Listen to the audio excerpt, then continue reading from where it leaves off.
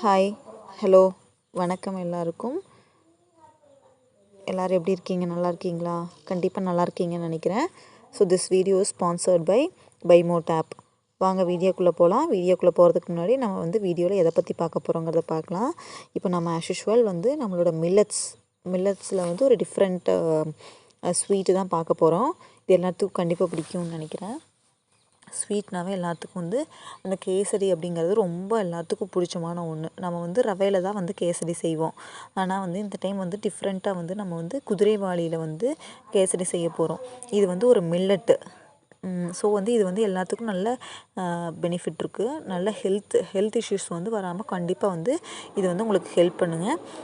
அதுக்கு தேவையான பொருட்கள் என்னென்ன அப்படின்னு ஃபஸ்ட்டு பார்க்கலாம். என்ன அப்படின்னா, குதிரைவாளி, ரவை, கூட வெல்லம், நெய், முந்திரி, திராட்சை, ஏலக்காய் தூள், சுக்குத்தூள், பன்னீர், இதெல்லாம் தான் உங்களுக்கு தேவை. வேறு எதுவும் இல்லை. நார்மலாக கேசரிக்கு என்னென்னலாம் போடுவீங்களோ அது எல்லாமே கூட குதிரைவாளி ரவை வேணும் அப்படின்னு சொல்லியிருக்கிறாங்க. அவ்வளோதாங்க, வேறு எதுவும் இல்லை. அடுத்து இதை எப்படி செய்ய போகிறோம் அப்படிங்கிறத பார்க்கலாம். உங்களுக்கு ஃபஸ்ட்டு குதிரைவாளி ரவை நல்லா நெய் வச்சு எப்பவும் போல் நம்ம ரவையை கேசரிக்கு எப்படி வறுத்தெடுக்கிறோமோ அதே மாதிரி குதிரைவாளி ரவையை வறுத்து எடுத்துக்கோங்க. கூட வெல்லத்தை தண்ணி சேர்த்து நல்லா பாகு காய்ச்சி வச்சுக்கணும். அதுக்கடுத்து ஒரு வாணலியில் உங்களுக்கு தேவையான, இப்போ நீங்கள் ரவை எவ்வளோ போடுறீங்களோ அதுக்கேற்ற மாதிரி தண்ணி. இதில் என்ன சொல்லியிருக்காங்கன்னா 400 மில்லி தண்ணீர் நல்லா கொதிக்க வச்சு வறுத்துட்டு குதிரைவாளி ரவை கூட போட்டு கிளறி இறக்கணும் அப்படின்னு சொல்லியிருக்காங்க. கூட நெய் சேர்த்திக்கணும். ஆஸ் யூஷுவல் கேசரி செய்கிற மாதிரியே தாங்க. ரவையை நல்லா வறுத்து நீங்கள் உப்புமா செய்வீங்களா, சேம் அதே தான். கூட இந்த இன்க்ரீடியன்ட்ஸ் சுகர் ஆட் பண்ணிக்கணும். சுகரு, ஆனால் இதில் வெல்லம் ஆட் பண்ணிக்கணும். அதோட நெய், முந்திரி, திராட்சை, ஏலக்காய் தூள், சுக்குத்தூள், பன்னீர். இந்த சுக்குத்தூள்லாம் எப்படின்னா ஸ்வீட் மட்டுமே இருந்தால் கொஞ்சம் எம்டி டேஸ்ட்டாக இருக்கும்.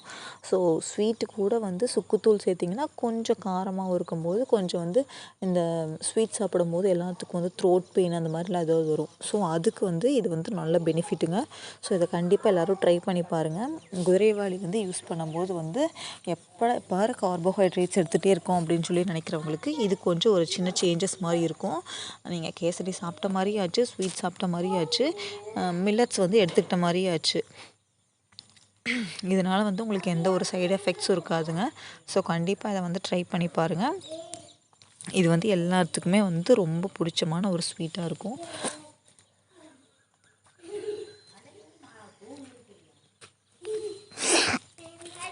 கண்டிப்பாக அதை ட்ரை பண்ணி பாருங்கள். ட்ரை பண்ணி பார்த்துட்டு நல்ல ரிசல்ட் கிடைக்கும். Thank you. This video is sponsored by Mod app. Thank you so much.